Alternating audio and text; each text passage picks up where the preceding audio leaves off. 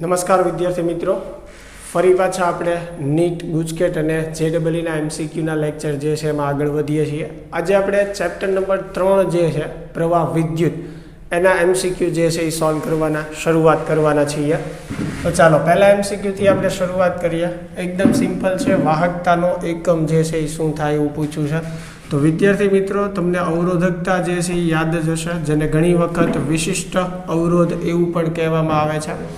તો અવરોધકતા જે છે એનો એકમ જે છે એ શું થાય? ઓમ ઇન્ટુ મીટર. જરૂરી નથી આ યાદ રાખવું, આપણને પૂછ્યું છે વાહકતાનું, પણ સાથે સાથે એટલે યાદ કરાવું છું કેમ કે અવરોધકતાના વ્યસ્તને આપણે શું કહીએ છીએ? વાહકતા. તો એના ઉપરથી તરત ખ્યાલ આવી જાય કે વાહકતાનો એકમ જે છે એ શું થશે? 1/, ઓમ ઇન્ટુ મીટર, અથવા 1/, ઓમ જે છે એને આવી રીતે ઓમ ઇનવર્સ આપણે જે લખીએ છીએ એટલે એવી રીતે લખી શકો, જેને મોહ પણ કહેવામાં આવે છે. એટલે મોહ પ્રતિ મીટર પણ લખી શકાય. ઘણીવાર એને સાયમન એટલે સાયમન પ્રતિ મીટર પણ તમે કહી શકો છો, વાહકતાનો એકમ. તો આ બધા ઓપ્શન છે વાહકતાના એકમ માટેના. તો એમાંથી જે ઓપ્શન તમને આપેલો હોય એ તમે પસંદ કરી શકો છો, બરાબર. તો ખાસ અહીંયા ધ્યાન રાખજો, કદાચ એમસીક્યુમાં ભૂલ હોય, ટાઈપિંગ મિસ્ટેક, તો એ ધ્યાન રાખજો. પણ આ ચારમાંથી કોઈ પણ ઓપ્શન જે છે એ હોઈ શકે. ચાલો એની પછીનો એમસીક્યુ જે છે એ જોઈએ આપણે કે 10 મિનિટમાં વાહકતાના કોઈ આડછેદમાંથી 0.6 મોલ ઇલેક્ટ્રોન પસાર થતા હોય તો એમાંથી પસાર થતો પ્રવાહ. તો પ્રવાહનું સૂત્ર I બરાબર શું થશે? Q/T. Q એટલે વિદ્યુતભાર આપણી પાસે નથી, તો Qની જગ્યાએ આપણે શું મૂકી શકીએ? Q બરાબર Ne, વિદ્યુતભારનું ક્વોન્ટમીકરણ, બરાબર. તો N જે છે ઇલેક્ટ્રોનની સંખ્યા બતાવે. તો અહીંયા જુઓ 0.6 મોલ કીધા છે. તો સૌ પ્રથમ આપણે શું કરવું પડે કે 0.6 મોલમાં ઇલેક્ટ્રોનની સંખ્યા કેટલી થાય? તો 0.6 મોલમાં આપણે સંખ્યા જોતી હોય તો 1 મોલની આપણને ખ્યાલ છે કે 1 મોલમાં 6.023 × 1023 જેટલા અણુઓ કે કણ કે પરમાણુ હોય.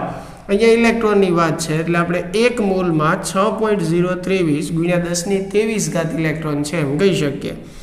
તો આપણને પૂછ્યું છે 0.6 મોલ માટે, એટલે એના ગુણ્યા આપણે શું કરવાનું છે? 0.6.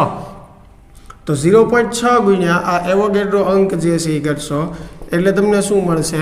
N મળશે, ઇલેક્ટ્રોનની સંખ્યા. તો N જે છે અહીંયા મૂકી દો. E જે છે ઇલેક્ટ્રોનનો વિદ્યુતભાર જે આપણે કેટલો લઈએ છીએ? 1.6 × 10⁻19. તો Eની વેલ્યુ મૂકી દો, છેદમાં T છે, બરાબર. તો સમય T આપણને જો આપેલો છે 10 મિનિટ, જેને તમારે સેકન્ડમાં ફેરવવાનો છે એટલે 600 સેકન્ડ થશે. ચાલો, તો N તમે મૂકી દેશો અહીંયા, E મૂકી દેશો અને T મૂકી દેશો એટલે પ્રવાહ જે છે એ તમને મળી જશે. ક્લિયર? એની પછીનો એમસીક્યુ જોઈએ આપણે. ચાલો,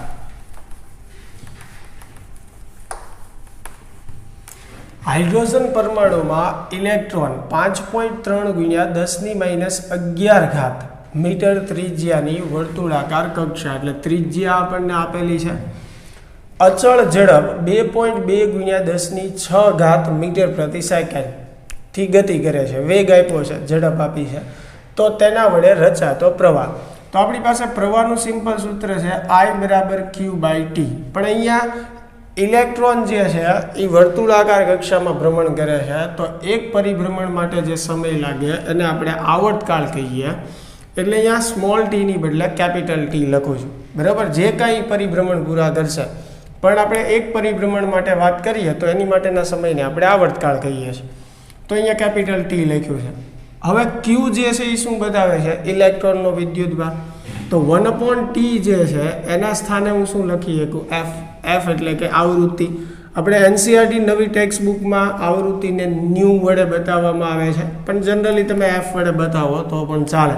એટલે અહીંયા 1/T ના સ્થાને જે છે હું F મૂકું છું.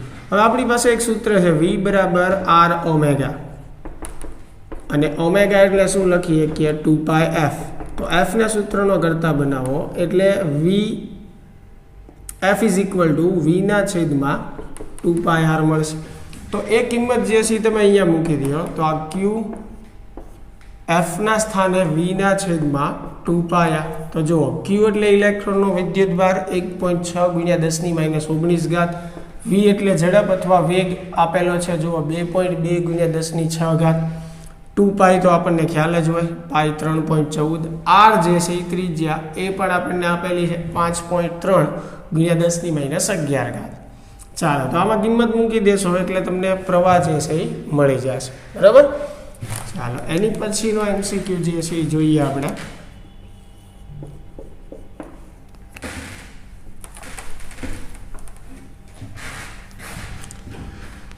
1 માઇક્રો એમ્પિયર પ્રવાહવાળી પ્રોટોન કિરણાવાળી, જુઓ પ્રવાહ જે છે એ તમને 1 માઇક્રો એમ્પિયર આપેલો છે.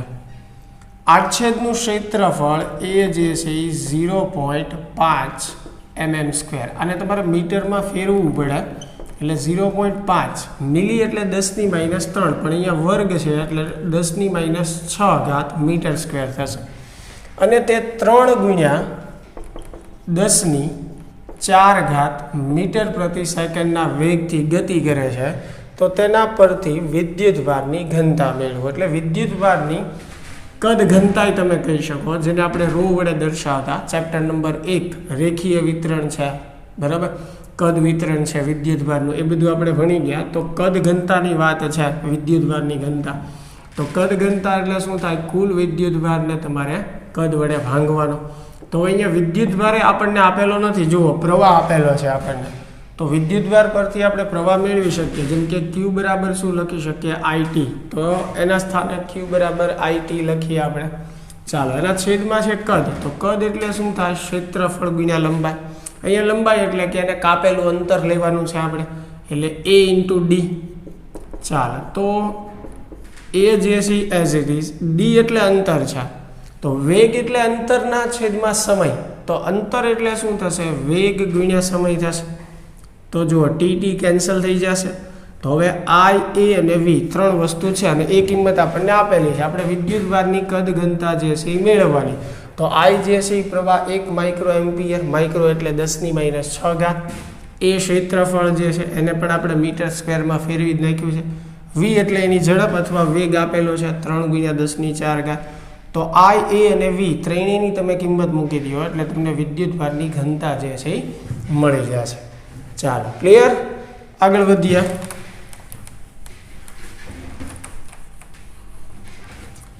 બે ગુણ્યા 10⁻2 કુલમ વિદ્યુતભાર આપેલો. જુઓ 2 ગુણ્યા 10⁻2 કુલમ મૂલ્યનો વીજભાર 80 સેન્ટીમીટર વ્યાસના વર્તુળાકાર માર્ગ પર 30 પરિભ્રમણ પ્રતિ સેકન્ડ. જુઓ 1 સેકન્ડમાં થતા પરિભ્રમણની સંખ્યાને આપણે શું કહીએ? આવૃત્તિ.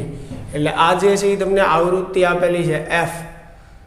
તો રચાતો પ્રવાહ મેળવો. તો હમણાં જ મેં તમને શીખવાડ્યું હતું I બરાબર Q × F થશે, Q/T ઉપરથી. તો Q તમને આપેલું છે, જુઓ 2 ગુણ્યા 10⁻2 કુલમનો વિદ્યુતભાર. Q મૂકી દો. દરેક વખતે ઇલેક્ટ્રોન હોય એવું જરૂરી નથી, એટલે ખાસ પ્રશ્ન જે છે એ વાંચવાનો. F આવૃત્તિ તમને 30 આપી છે. તો Q અને F ની કિંમત મૂકી દો તમે, એટલે તમને પ્રવાહ જે છે એ મળી જશે.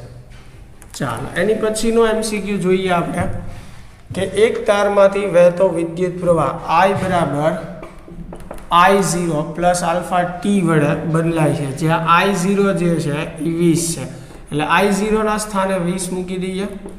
આલ્ફા જે છે એ 3 છે, એટલે આ સમીકરણમાં આલ્ફાની જગ્યાએ 3 × T. એટલે પ્રવાહનું સમીકરણ તમારું આવું થશે 20 પ્લસ 3D. બરાબર. તો તારના કોઈ આડછેદમાંથી પ્રથમ 10 સેકન્ડમાં પસાર થતો વિદ્યુતભાર શોધો. વિદ્યુતભાર મેળવવાનો છે. તો આપણી પાસે પ્રવાહનું એક સમીકરણ છે I બરાબર dQ/dt. બરાબર. તો dQ બરાબર શું લખી શકો તમે? I dt લખી શકો.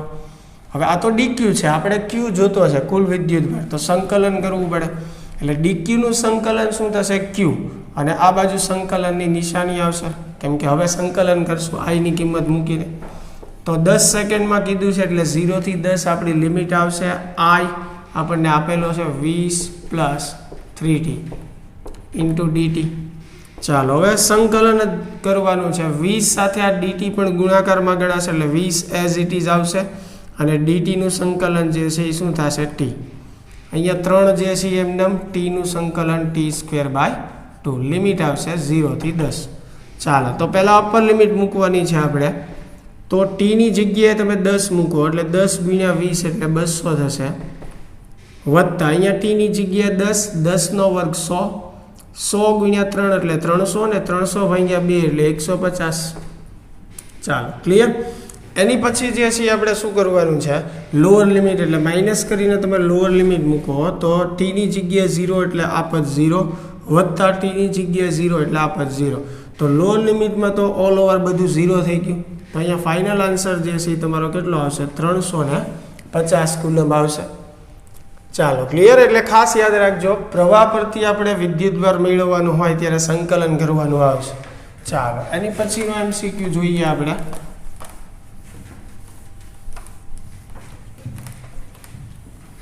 કોઈ એક વાહકમાંથી પસાર થતો વિદ્યુતભાર, જો આમાં થોડુંક ઉલટું છે, વિદ્યુતભાર આપેલો છે Q બરાબર 5t² + 3t + 1 છે. તો t બરાબર 5 સેકન્ડે પ્રવાહ મેળવો. તો I બરાબર શું છે, dq/dt, એટલે કે સમયની સાપેક્ષે q નું તમે વિકલન કરો એટલે તમને પ્રવાહ મળે. તો હવે આનું વિકલન કરશું આપણે, બરાબર. એટલે કે તમે જોઈ શકો આની પહેલાનો MCQ ગણ્યો તો પ્રવાહ પરથી વિદ્યુતભાર મેળવવા માટે સંકલન કરવું પડ્યું. એવી જ રીતે વિદ્યુતભાર પરથી પ્રવાહ મેળવવા માટે આપણે શું કરવાનું છે, વિકલન કરવાનું છે. તો આ સમીકરણનું વિકલન કરીએ ટીની સાપેક્ષે તો 2 આગળ આવશે એટલે 5t² નું વિકલન થશે 10t પ્લસ અહીંયા 3 જે છે એમને ટીની સાપેક્ષે વિકલન 1, અચળ પદનું વિકલન 0. ક્યારે કીધું છે આપણને મેળવવાનું, t બરાબર 5 સેકન્ડે. તો t બરાબર તમે 5 મૂકશો અહીંયા એટલે 50 ને એટલે 53 કુલમ થશે. રેડી, સોરી 53 એમ્પિયર, કેમ કે વિદ્યુત પ્રવાહ આપણને પૂછેલો. ચાલો ક્લિયર. એની પછીનો પ્રશ્ન જે છે એ જુઓ, સેમ અગાઉ આપણે ગણ્યો એના જ MCQ જેવો છે કે I બરાબર 3 + 2t છે. તો t બરાબર 0 થી 4 સેકન્ડના સમયગાળા દરમિયાન પસાર થતો વિદ્યુતભાર. તો અહીંયા આપણું આ જ સમીકરણ આવશે, q બરાબર સંકલન I dt, લિમિટ આવશે તમારી 0 થી 4, I ની કિંમત મૂકી દો એટલે કે એનું જે સૂત્ર આપેલું છે એ મૂકી દો, 3 + 2t × dt. ચાલો હવે બંને પદનું વારાફરતી સંકલન કરી નાખો. સંકલન થઈ ગયા પછી પહેલાં upper limit minus lower limit, mathematical સાદુરૂપ આપી દો તમે એટલે તમને q જે છે એ મળી જશે. બરાબર. ચાલો એની પછીનો પ્રશ્ન જોઈએ આપણે.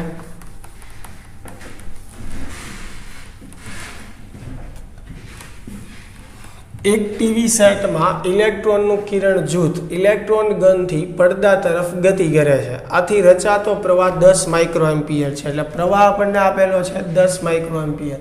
તો દર સેકન્ડે ટીવીના સ્ક્રીન પર અથડાતા ઇલેક્ટ્રોનની સંખ્યા. હવે જો ઇલેક્ટ્રોનની સંખ્યા પૂછી છે આપણને અને પ્રવાહ આપેલો છે, તો આપણી પાસે એક સમીકરણ આવું છે I બરાબર q/t. તો q ના સ્થાને તમે શું લખી શકો, ne. q બરાબર શું થશે, ne. તો n ને સૂત્રનો કરતા બનાવો તો શું થશે, I × t છેદમાં e. હવે I જે છે 10 માઇક્રોએમ્પિયર એટલે 10 ગુણ્યા 10⁻⁶ 10 માઇક્રોએમ્પિયર છે. t એટલે પ્રતિ સેકન્ડ, જો કીધેલું જ છે દર સેકન્ડ, એટલે t બરાબર 1 મૂકશું. e એટલે ઇલેક્ટ્રોનનો વિદ્યુતભાર 1.6 ગુણ્યા 10⁻⁹. ચાલો તો આ જે છે 10 ભાગ્યા 1.6 એટલે 6.25 ગુણ્યા 10⁻13 જે છે ઇલેક્ટ્રોનની સંખ્યા આવશે. તો પહેલો આમાં જે જવાબ છે આપણને મળી ગયો, ઇલેક્ટ્રોનની સંખ્યા. એની પછી એવું કીધું છે 1 મિનિટમાં, 1 મિનિટ એટલે 60 સેકન્ડ. સમય આપણે ગણતરીમાં હંમેશા સેકન્ડમાં જ મૂકતા હોઈએ. તો 1 મિનિટમાં સ્ક્રીન પર કેટલો વિદ્યુતભાર અથડાશે, તો q બરાબર આપણી પાસે સૂત્ર છે ne. તો n એટલે ઇલેક્ટ્રોનની સંખ્યા છે તે આપણી પાસે, e એટલે ઇલેક્ટ્રોનનો વિદ્યુતભાર. તો આ વિદ્યુતભાર જે છે એ તમને મળશે. પણ આપણને કીધું છે 60 સેકન્ડમાં. જો 1 મિનિટમાં, 1 મિનિટ એટલે 60 સેકન્ડ, એટલે આને ગુણ્યા તમારે શું કરવું પડશે, 60 કરવું પડશે. કેમ કે તમને જે આ ઇલેક્ટ્રોનની સંખ્યા મળી છે એ 1 સેકન્ડ દર સેકન્ડની મળી. તો વિદ્યુતભાર પણ તમને દર સેકન્ડ માટે મળશે.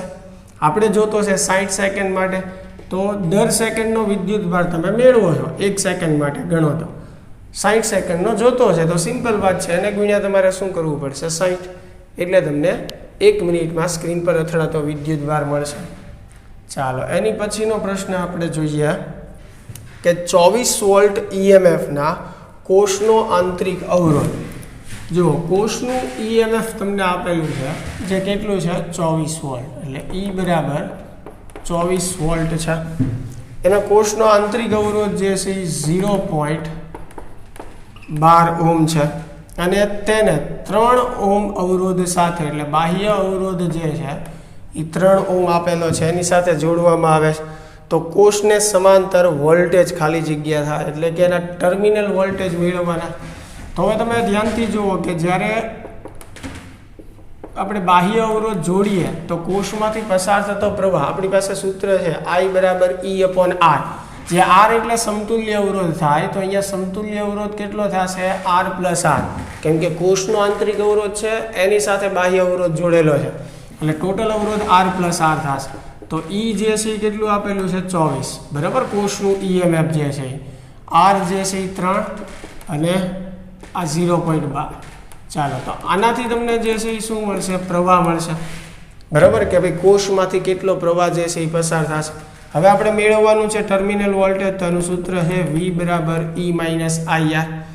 તો ફરીને પાછું E જે છે એ 24, I જે છે એ તમે મેળવવું જોઈએ અહીંયા મેં કીધું એમ, અને R જે છે એ આંતરિક અવરોધ કેટલો છે? 0.12. તો I ની કિંમત તમે અહીંયા મૂકી દો અને સાદું રૂપ આપી દો, એટલે તમને કોષને સમાંતર વોલ્ટેજ, એટલે કે એના ટર્મિનલ વોલ્ટેજ જે છે એ મળી જશે. ચાલો, ક્લિયર? આગળનો પ્રશ્ન જોઈએ.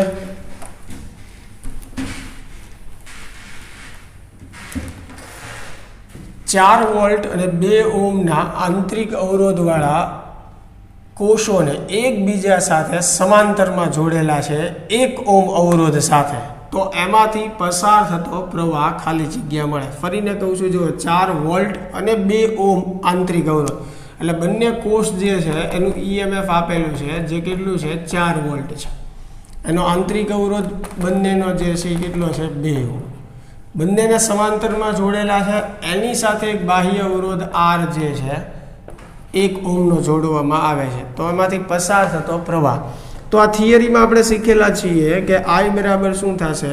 E1/R1 કોષોના સમાંતર જોડાણ માટે plus E2/R2, 1 plus R 1/R1 plus 1/R2. 2 કોષ છે એટલે આ સૂત્ર આપણે 2 કોષ માટે લાગુ પાડશું. માનો કે હજી આવા 3 કોષ આપ્યા હોત તો પ્લસ E3/R3 પ્લસ અહીંયા 1/R3, એક પદ વધી જાત. તો E1 જે છે એ કેટલું છે? 4, R1 2. સેમ વસ્તુ E2/R2 માટે 1 પ્લસ કેપિટલ R એટલે 1 છે, બરાબર, આપેલું છે બાહ્ય અવરોધ, અને અહીંયા 1/R1 પ્લસ 1/R2.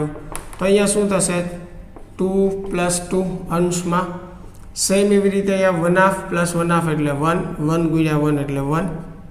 ચાલો, તો ઉપર 4 આવશે, નીચે આવશે 2, એટલે ફાઇનલ આપણો આન્સર જે છે એ કેટલો આવશે? 2 એમ્પિયર. તો અહીંયા પ્રવાહ જે છે એ આપણને કેટલો મળશે? 2 એમ્પિયરનો મળશે. કોષોનું સમાંતર જોડાણ છે એટલે. ચાલો, એની પછીનો MCQ જોઈએ આપણે.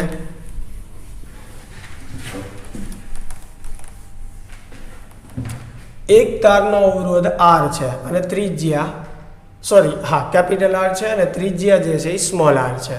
તો તેની ત્રિજ્યા R/2 થાય ત્યાં સુધી સમાન રીતે ખેંચવામાં આવે તો નવો અવરોધ કેટલો થશે? આપણી પાસે અવરોધનું સૂત્ર જે છે આવું કંઈક છે, R બરાબર ρl/a. અને તમે જાણો છો કે ત્રિજ્યામાં ફેરફાર કરીએ એટલે ક્ષેત્રફળ બદલાય, અને ક્ષેત્રફળ બદલાય તો સાથે સાથે લંબાઈ બદલાય. તો અહીંયા લંબાઈની આપણને જુઓ કોઈ વાત આપેલી નથી, એટલે આપણે સૂત્રમાં એવી રીતે ગોઠવણ કરશું કે જેથી કરીને સૂત્રમાં આપણે લંબાઈ જે છે મૂકવાની જ ન આવે, અથવા તો લંબાઈની જરૂર ન પડે. એવી રીતે આપણે સૂત્રને મોડિફાઈ કરશું, બરાબર, કેમ કે ત્રિજ્યા બદલીએ છીએ એટલે ક્ષેત્રફળ બદલાય છે, અને સાથે સાથે એ વાત છે કે લંબાઈ બદલાવાની જ છે, પણ લંબાઈ વિશેની કોઈ વાત આપણા પ્રશ્નમાં નથી. એટલે આપણે L વાળું જે પદ છે એને દૂર કરવાનો પ્રયત્ન કરશું. તો એની માટેનો રસ્તો શું છે કે કદ અચળ રહેશે. એટલે આ સમીકરણમાં આપણે શું કરીએ? કદ લાવીએ. તો એની માટે જુઓ, લંબાઈ વડે ગુણીએ છીએ અને લંબાઈ વડે ભાંગીએ છીએ. અહીંયા આપણે ક્ષેત્રફળ તો જોઈએ, એટલે ક્ષેત્રફળ વડે ગુણીએ આપણે અને ક્ષેત્રફળ વડે ભાંગીએ. ફરીને કહું છું, ક્ષેત્રફળ વડે છેદમાં ગુણીએ એટલે a², એવી જ રીતે અંશમાં. એટલે અહીંયા જુઓ, એ આવી ગયા, એ કેન્સલ થશે એટલે પાછું આપણું આ પદ આવી જશે. ચાલો, તો અહીંયા શું લખી શકશું? હવે આપણે ક્ષેત્રફળ ગુણ્યા લંબાઈ એટલે કદ, એટલે રો વી અપોન એ સ્ક્વેર. તો જુઓ કદ આવી ગયું, કદ તો અચળ જ રહેશે. રો જે છે અવરોધકતા, દ્રવ્ય એનું છે એટલે અવરોધકતા અચળ હોય. તો અહીંયા ફક્ત એક જ પદ આવે છે ક્ષેત્રફળ. તો હવે આપણે આરામથી ગણી શકશું, બરાબર. તો ક્ષેત્રફળ જે છે એનું સૂત્ર થાય પાય આર સ્ક્વેર. પણ અહીંયા જુઓ ક્ષેત્રફળનો પણ વર્ગ છે એટલે આનો વર્ગ આવશે. તો ફાઇનલી થશે rho v pi square r raise to 4. આને સમીકરણ આપણે 1 કહીએ. તો હવે આપણને શું કીધેલું છે?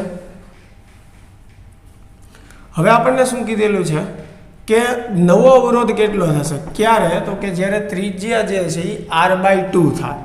તો હવે આ જ સમીકરણમાં આપણે ખાલી જસ્ટ એટલો ચેન્જ કરવાનો છે કે ત્રિજ્યા જે છે તમે r/2 મૂકો. તો અહીંયા જુઓ r ની જગ્યાએ r/2 મૂકશો, ઉપર 4 ઘાત છે તો r ની 4 ઘાત આવશે, નીચે 2 ની 4 ઘાત એટલે કેટલા થશે? 16. હવે છેદનો છેદ અંશમાં જશે એટલે ઉપર 16 આ રો ઇન્ટુ વી, બરાબર, pi square r raise to 4. તો આના સ્થાને તમે જુઓ શું લખી શકો? આ સમીકરણ 1 ઉપરથી પહેલાનો અવરોધ થશે ને આર, તો 16 ઇન્ટુ આર થશે. એટલે પહેલાં કરતાં નવો અવરોધ જે છે એ 16 ગણો થઈ જશે. ચાલો, ક્લિયર? તો આપણો આન્સર છે 16 ઇન્ટુ આર. એની પછીનો પ્રશ્ન, એક પાતળા તારમાંથી વિદ્યુત પ્રવાહ જાડા તારમાં જાય તો ખાલી જગ્યા. એટલે તમે જો ઓપ્શનમાં તમને પ્રવાહ ઘનતાની જ વાત કરેલી છે. તો પ્રવાહ ઘનતા જે છે એનું સૂત્ર જે બરાબર શું થાય? I/A. હવે પાતળા તારમાંથી જાડા તારમાં જાય એટલે કે વધારે ક્ષેત્રફળવાળા વિસ્તારમાં દાખલ થાય છે. તો ક્ષેત્રફળ જેમ વધે એમ તમે જોઈ શકો કે પ્રવાહ ઘનતા જે છે એ શું થશે? ઘટશે. એટલે અહીંયા આપણો આન્સર આવશે કે જાડા તારમાં વિદ્યુત પ્રવાહ ઘનતા ઘટી જશે, બરાબર. ચાલો, એની પછીનો પ્રશ્ન જોઈએ આપણે કે એક જ ધાતુમાંથી બનાવેલા 3 વાહક તારના દ્રવ્યમાનનો ગુણોત્તર આપેલો જુઓ 1:2:3. એટલે દાખલા તરીકે m1 માટે ગણીએ, m2 માટે અને m3 3 છે એટલે m1 m2 અને આપણે m1/m2. તો એ કેટલો થશે? 1/2. એવી જ રીતે m2/m3, m2/m3 કેટલો થશે? 2/3. અને m3/m1, m3/m1 એટલે કેટલું આવશે? 3/1. એવી જ રીતે એની લંબાઈનો ગુણોત્તર 3:2:1. તો અહીંયા તમે L1/L2 લખશો તો એ કેટલું આવશે? 3/2. L1, L2 ને L3 એની જેમ ગણો એટલે L1/L2 પહેલું ને બીજું. એવી જ રીતે L2/L3 2 ને 3 એટલે 2/1. L3/L1 1/3. તો હવે આપણને શું કીધું છે કે તેમના અવરોધો ખાલી જગ્યાના પ્રમાણમાં હશે. એટલે અવરોધ માટેનો આપણે ગુણોત્તર જે છે એ મેળવવાનો છે. તો ચાલો, અવરોધનું સૂત્ર જે છે R બરાબર શું છે? ρ L/A. તો આમાં જુઓ દળ તો આવતું જ નથી એટલે પહેલાં દળ લાવીએ આપણે સૂત્રમાં. રો લંબાઈ વડે ગુણીએ છીએ અંશમાં, એવી જ રીતે છેદમાં તે. તો હવે ρ L² ક્ષેત્રફળ ગુણ્યા લંબાઈ એટલે શું થશે? કદ. હવે જુઓ ઘનતાનું સૂત્ર, ઘનતાને ધારો કે હું ડી વડે બતાવું તો ઘનતા એટલે શું થાય? દળના છેદમાં કદ. તો કદ એટલે શું થશે? દળના છેદમાં ઘનતા. તો એ અહીંયા સમીકરણમાં મૂકીએ આપણે એટલે ρ L² અને કદના સ્થાને દળના છેદમાં ઘનતા. તો ρ L², બરાબર, ડી જે છે એ ઉપર જશે છેદમાં m. તો હવે તમે જુઓ આ અવરોધનું સૂત્ર જે છે તમને આવું મળે છે, જેમાં અવરોધકતા જે છે એ અચળ રહેવાની, એનું ઈચ્છા દ્રવ્ય સેમ ઘનતા પણ અચળ રહેવાની. તો અવરોધ જે છે એ શેના સમપ્રમાણમાં થશે? L² ના સમપ્રમાણમાં થશે અને દળના વ્યસ્ત પ્રમાણમાં થશે. તો હવે એની માટે આપણે શું લખી શકીએ? જો કે R સમપ્રમાણમાં L²/m થયું. તો હવે જ્યારે તમે ગુણોત્તર લેશો R1/R2, બરાબર, તો R1/R2 તમે લખો તો R જે છે L ના સમપ્રમાણમાં છે એટલે અહીંયા L1² શું આવશે? L2². પણ દળ m2/m1 આવશે. તો હવે તમે આમાંથી કિંમત જે છે એ મૂકી શકો, આપણે મેળવેલી જુઓ L1/L2 જે છે કે 3/2 છે, પણ અહીંયા એનો વર્ગ છે એટલે 9/4 થશે, વર્ગ કરો એટલે M2/M1 જે છે બરાબર, અહીંયા જુઓ M1/M2 છે તો M2/M1 શું થશે 2/1, તો અહીંયા છેદ ઉડાડશો 2 દુ 4 એટલે R1/R2 જે છે તમને શું મળશે 9/2. ચાલો, તો R1/R2 મળ્યું. સેમ એવી રીતે તમારે R2/R3 જે છે એ મેળવવાનું છે. તો R2/R3 જે છે મેળવશો એટલે L2/L3² ગુણ્યા M3/M2 આવશે બરાબર. એમના વ્યસ્ત પ્રમાણમાં છે અને L² ના સમપ્રમાણમાં છે, તો ગુણોત્તર તો સમજી જ શકો. હવે L2/L3 જે છે અહીંયા જુઓ L2/L3 2/1 એટલે અહીંયા 4/1 થશે, વર્ગ કરશો એટલે, અને M3/M2 તો એ આવશે 3/2. તો ફરીને પાછું 2 દુ 4 એટલે 3 દુ 6 એટલે 6/1 એવી રીતે લખી શકાય. સેમ એવી રીતે હવે તમે મેળવશો R3/R1. ચાલો, તો એ આવડશે તે તમને. R1/R2 મેં મેળવીને આપ્યું છે, R2/R3 અને R3/R1 મેળવો તમે, અથવા R1/R3 મેળવી શકો છો, એમાં કોઈ ફેર નથી પડતો. પછી છેલ્લે તમને ગુણોત્તર જે છે લખતા આવડવો જોઈએ. ચાલો, ક્લિયર? આશા રાખું કે ગણી લેશો તમે. એની પછીનો પ્રશ્ન જે છે આપણે કરીએ.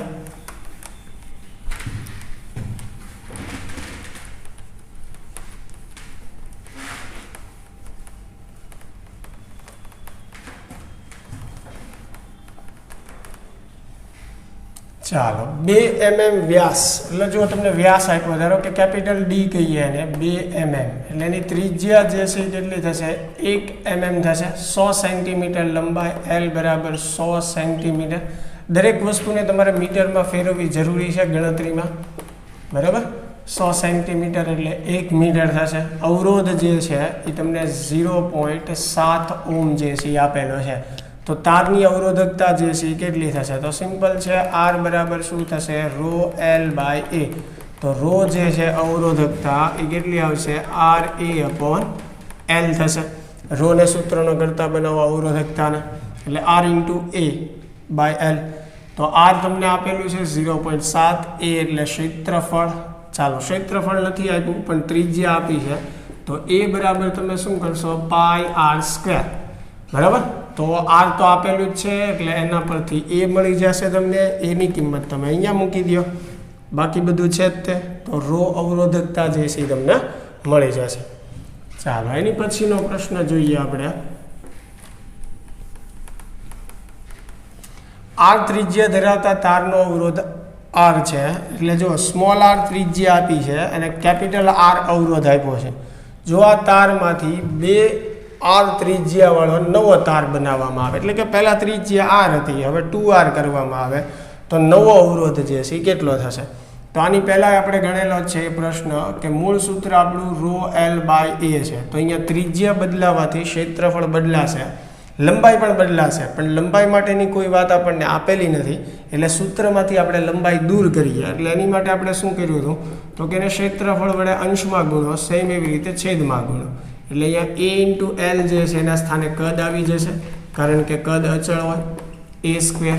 તો ચાલો, A જે છે એની જગ્યાએ આપણે πr² લખીએ બરાબર, પણ અહીંયા A નો વર્ગ છે એટલે આ બંનેનો વર્ગ થશે. આ આપણું સમીકરણ જે છે 1. તો હવે ચેન્જ એટલો જ છે આ સમીકરણમાં કે ત્રિજ્યા જે છે નવો અવરોધ મેળવવા માટે 2R કરવાની છે બરાબર. તો π² જે છે એઝ ઇટ ઇઝ, અહીંયા R ની જે 4 ઘાત છે એની જગ્યાએ 2R ની 4 ઘાત થશે. તો 2 ની 4 ઘાત તમે કરશો એટલે 2 દુ 4, દુ 8, દુ 16 એટલે 16R⁴. એટલે અહીંયા શું આવશે 16R⁴ આવશે. તો 1/16 જે છે એને 12 લઈ લો તમે, તો ρV છેદમાં આવશે π²R⁴. તો આના સ્થાને તમે શું લખી શકો R. તો જુઓ, નવો અવરોધ જે છે એ કેટલો મળશે R/16 છે. ચાલો, ક્લિયર? અગાઉ આપણે જે પ્રશ્ન કર્યો એના જેવો જ હતો બરાબર, એટલે ફટાફટ આપણે એનું સોલ્યુશન મેળવી લીધું. ચાલો, એની પછીનો પ્રશ્ન જે છે એ જોઈએ આપણે કે B ધાતુની અવરોધકતા A ધાતુની અવરોધકતા કરતાં બમણી છે. B ધાતુની અવરોધકતા ρB કહીએ આપણે, A કરતાં બમણી છે એટલે 2 ρ a બરાબર. એ ધાતુની અવરોધકતા કરતાં બમણી. બી ધાતુનો અહીંયા પ્રિન્ટ મિસ્ટેક છે એટલે બી ધાતુના તારનો વ્યાસ એ ધાતુના તારના વ્યાસ કરતાં બમણો, એટલે વ્યાસ બમણો છે બીનો, એટલે ત્રિજ્યા પણ બમણી થશે. એટલે બીની ત્રિજ્યા જે છે એ એની ત્રિજ્યા કરતાં બમણી છે. આપેલું છે જુઓ, બી ધાતુના તારનો વ્યાસ એ ધાતુના તારના વ્યાસ કરતાં બમણો છે, એટલે ત્રિજ્યા પણ બમણી થશે. જો બંને તારોના અવરોધ સમાન હોય એટલે કે બી તારનો અવરોધ એ તારના અવરોધ જેટલો છે તો લંબાઈનો ગુણોત્તર મેળવવાનો છે. ચાલો તો પહેલાં તો અવરોધનું સૂત્ર બી માટે લખશું ρl/a મુજબ. આપણે સફિક્સમાં બી આવશે. અહીંયા એવી રીતે એ માટે લખશું તો સફિક્સમાં આપણે એ લખશું. ચાલો હવે આમાં જે છે કિંમત મૂકીએ, જેમ કે ρ બી એટલે કેટલું છે 2 ρ a છે ઇન્ટુ LB જે છે એઝ ઇટ ઇઝ. ચાલો એ બી એટલે ક્ષેત્રફળ, તો ક્ષેત્રફળની વાત નથી પણ ત્રિજ્યાની વાત તો આપણને આપેલી છે, એટલે ક્ષેત્રફળનું સૂત્ર શું થાય πr². એટલે અહીંયા πr² મૂકું છું પહેલાં. સેમ એવી રીતે અહીંયા સામેની બાજુ ρ a જે છે as it is, LA as it is, એનું ક્ષેત્રફળ એટલે πr² પણ એ માટે પાઈ કેન્સલ થઈ જશે. અહીંયા ρ a કેન્સલ થઈ જશે. બરાબર. આપણે મેળવવાનું છે LB/LA. તો LA જે છે ને આ બાજુ લઈ લઈએ, 2 આ બાજુ આવશે એટલે 1/2 થશે. જુઓ 2 છેદમાં જતું રહેશે. RB ઉપર એટલે RB² છેદમાં RA². તો હવે જુઓ ધ્યાનથી, RB એટલે 2RA છે, તો અહીંયા RBની જગ્યાએ 2RA મૂકીએ પણ એનો વર્ગ છે એટલે 2 નો વર્ગ 4 બરાબર, અને RA² ઉપર RBના સ્થાને વર્ગ કર્યો મેં. અહીંયા જુઓ આનો વર્ગ કરો એટલે શું થશે 4RA², એટલે 4RA². નીચે 2 એઝ ઇટ ઇઝ અને RA², તો RA² કેન્સલ અને ફાઇનલ આન્સર જે છે આપણો કેટલો આવશે 2. તો બંનેની લંબાઈનો ગુણોત્તર જે છે આપણને કેટલો મળશે 2 જેટલો મળશે. ચાલો એની પછીનો પ્રશ્ન જોઈએ આગળ. તો આ પ્રશ્ન તમે જોઈ જ શકો છો, રિપીટ છે. એક તારને નિયમિત રીતે ખેંચી તેની લંબાઈ 2 ગણી કરવામાં આવે તો નવો અવરોધ, ના સોરી આપણે ત્રિજ્યાવાળું ગણેલું છે, આમાં લંબાઈ જે છે એ બમણી કરવામાં. ચાલો એ પણ જોઈ લઈએ આપણે. અવરોધનું સૂત્ર R = ρl/a. આની પહેલાંના પ્રશ્ન આપણે ગણ્યામાં કેવું હતું વિદ્યાર્થી મિત્રો કે ત્રિજ્યામાં ફેરફાર કરવામાં આવતો. ત્રિજ્યા બદલાય એટલે ક્ષેત્રફળ બદલાવાનું છે, એટલે કે ક્ષેત્રફળનો ફેરફાર આપેલો હતો, લંબાઈના ફેરફારની કોઈ વાત નહોતી કરેલી. એટલે આપણે એના સ્થાને સૂત્રમાં કદ લાવતા, કેમ કે કદ અચળ હોય એટલે એનો જવાબ આપણે આપી શકીએ. હવે આમાં જુઓ લંબાઈમાં ફેરફાર કરવામાં આવે છે, ક્ષેત્રફળની કોઈ ચર્ચા નથી કરેલી. તો અહીંયા પણ આપણે સૂત્રમાં શું કરશું, ક્ષેત્રફળને દૂર કરશું અને કદ લાવશું. તો અહીંયા શું કરીએ, અંશમાં લંબાઈ વડે ગુણીએ, સેમ એવી રીતે છેદમાં ગુણીએ. બરાબર. હવે અહીંયા a × l એટલે શું થશે કદ, એટલે ρl² છેદમાં કદ આવશે v. તો જુઓ કદ આવી ગયું, અચળ થઈ ગયું, ઘનતા અચળ હશે એટલે l જ એક જ વધ્યું સૂત્રમાં. તો એનો ફેરફાર તો આપણને આપેલો છે એટલે એના આધારે આપણે વિચારી શકીએ. અને સમીકરણ 1 થઈ ગયું. હવે નવો અવરોધ મેળવવા માટે શું કીધું છે કે લંબાઈ 2 ગણી કરવામાં આવે. તો લંબાઈ 2 ગણી એટલે l ના સ્થાને શું આવશે 2l આવશે. તો 2 નો વર્ગ કરશો એટલે કેટલો થશે 4, એટલે 4ρl² / v. તો આના સ્થાને તમે શું લખી શકો r. તો જુઓ અવરોધ નવો જે છે તમારો કેટલો થશે 4 ગણો થશે. ધારો કે એની જગ્યાએ તમને n ગણી લંબાઈ કીધી હોય તો અહીંયા 2 ની જગ્યાએ શું આવશે n આવશે. બરાબર. એટલે અહીંયા શું આવવાનું n². એટલે તમે સમજી શકો કે જ્યારે લંબાઈ જે છે n ગણી કરવામાં આવે ત્યારે અવરોધ જે છે અહીંયા જો એનો વર્ગ કરીએ છીએ આપણે 2 નો વર્ગ, એટલે અહીંયા n નો શું આવશે વર્ગ આવશે. એટલે લંબાઈ તમે n ગણી કરો છો ત્યારે અવરોધ જે છે n² ગણો થાય છે. બરાબર. ચાલો એની પછીનો પ્રશ્ન જોઈએ આપણે. તો એક તારનો અવરોધ r અને ત્રિજ્યા સ્મોલ r છે, તો ત્રિજ્યા r/2 કરવામાં આવે તો અવરોધ કેટલો થાય. તો આ તો રિપીટ પ્રશ્ન જ છે. ચાલો એની પછીનો પ્રશ્ન જોઈએ આગળ નેક્સ્ટ. જુદા જુદા દ્રવ્યના બે તારોના વિશિષ્ટ અવરોધોનો ગુણોત્તર એટલે ρ1/ρ2 આપણને આપેલું છે 2/3. લંબાઈનો ગુણોત્તર L1/L2 3/4 અને આડછેદના ક્ષેત્રફળનો ગુણોત્તર A1/A2 4/5. તો તેમના અવરોધનો ગુણોત્તર મેળવો. તો સિમ્પલ વાત છે. અવરોધનો ગુણોત્તર એટલે R1/R2. પહેલા માટે અવરોધનું સૂત્ર ρ1 L1/A1 એના છેદમાં બીજા માટે ρ2 L2/A2. તો આને વ્યવસ્થિત તમે લખશો એટલે ρ1 L1 છેદમાં ρ2 L2 એને ગુણ્યા શું થશે A2/A1. ચાલો, તો ρ1/ρ2 તમને આપેલું જ છે. જો સંયુક્ત રીતે આની કિંમત મૂકી દે. ρ1/ρ2 કેટલું છે 2/3. અહીંયા L1/L2 આપેલું છે 3/4 અને A2/A1 એટલે આનું વ્યસ્ત થશે એટલે 5/4. ચાલો, તો સિમ્પલ આનું સાદું રૂપ તમે આપી દો એટલે તમને R1/R2 જે છે એ મળી જશે. તો આશા છે કે વિદ્યાર્થી મિત્રો આજના લેક્ચરના MCQ જે છે એ વ્યવસ્થિત તમને સમજાણા હશે. આ લેક્ચરમાં આપણે અહીંયા સુધી રાખીએ છીએ વિદ્યાર્થી મિત્રો. નેક્સ્ટ લેક્ચરમાં આપણે પ્રયત્ન કરશું કે વધારે MCQ જે છે એ સોલ્વ કરી શકાય. મળીએ તો નેક્સ્ટ લેક્ચરમાં. Thank you.